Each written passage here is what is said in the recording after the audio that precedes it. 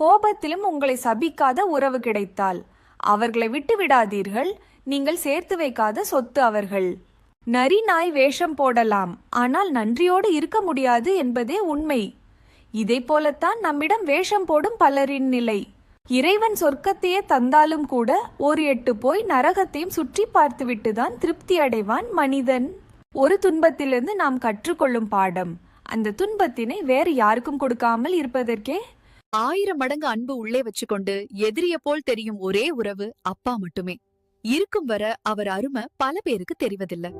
அதிகமான அன்பை விட சரியான புரிதல்தான் எந்த உறவையும் நீண்ட காலம் வாழ வைக்கும். போராடு. இவனால் இதை செய்ய முடியாது என்று சொன்னவர்கள் இதை எப்படி செய்தாய் என சொல்லும் வரை. தோல்விதான் வெற்றியின் முதல் படி.